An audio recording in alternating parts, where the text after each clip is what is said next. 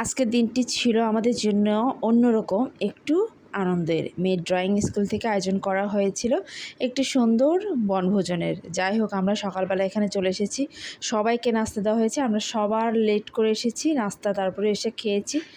খেয়ে মা আমি গাড়িতে উঠে বসে গেলাম সবার সাথে। আমার ছোট ছেলে সে সেই মুহূর্তে চলে আসবে যে আমি যাব। তো যাই হোক, সে সেই মুহূর্তে চলে আসলো। আমরা গাড়িতে বসে আছি, রওনা গাড়ি অলরেডি হয়ে গেছে। স্যার তো এত আন্তরিক যা বলার মতো না। বাচ্চাদেরকে এত বিনোদন দিচ্ছে। আমার মেয়ে তো এখানে ঘুমিয়ে গেছে। মেয়ে ঘুমিয়ে গেলে কী হবে, মেয়েকে আটকে রেখেছি, ভিডিও করার জন্য হাতে ধরে আছি। স্যার এখানে গান বাজনা শুরু করে দিয়েছে, মেয়ে তো ঘুমিয়ে গেছে, কিছুই শুনতে পাচ্ছে না। সবাই খুব এনজয় করছে, খুব এনজয় করছে, যা বলার মতো না। তো গান বাজনা শুনতেছে না, মেয়ে ঘুম থেকে উঠেই পড়েছে। উঠে সে গান বাজনা শুনতেছে, ও বাঁশি ফু দিচ্ছে, বলতেছে আমাকে কেন ডাকনি মা, আমি অনেক কিছু মিস করলাম না। বললাম না মা, তুমি ঘুমিয়েছিলে, কীভাবে ডাকবো। তো যাই হোক, এখানে সবাই বাঁশি ফু দিচ্ছে। আমরা গন্তব্যস্থলে পৌঁছে গেলাম।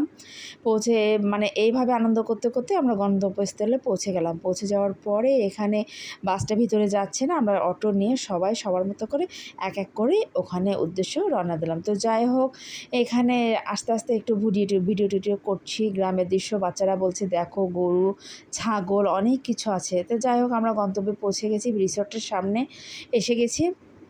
এখানে সবাই দাঁড়িয়ে আছে, আমরা একটু ফটো টটো তুলে নিচ্ছি, ভিতরে চলে এসেছি। অনেক ভাবিরা, কিছু ভাবিরা তাদের প্রাইভেট কার নিয়ে আগেই চলে এসেছে, আরেক ভাবি তার মেয়েকে নিয়ে চলে এসেছে। আমরা এখানে এসে বসে পুকুর পাড়ে একটু ছবি টবি বাচ্চারা তুলছে, দোল খাচ্ছে।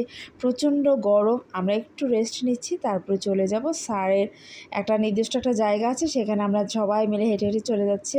প্রচণ্ড গরম ছিল, কিন্তু সবাই খুব সুন্দর করে এনজয় করেছি। যাই হোক, সকাল থেকেই মনের মধ্যে ছিল অন্যরকম একটা উল্লাস। কোথায় যাব, কেমন হবে জায়গাটা, কার সঙ্গে দেখা হবে, সব কিছু নিয়ে ছিল অনেক আগ্রহ।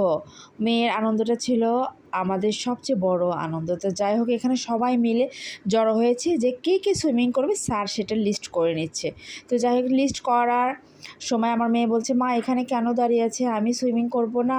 তো বললাম যে না মা, আমরা সুইমিং করব না, কেননা এখানকার পানি একটু বেশি টাইম নিলে সমস্যা হয়ে যায়। তো সবাই সুইমিংয়ে চলে গেছে, আমরা এখানে ডানা মেলে মনের মতো করে উঠছি যে ছুটি পেয়েছি।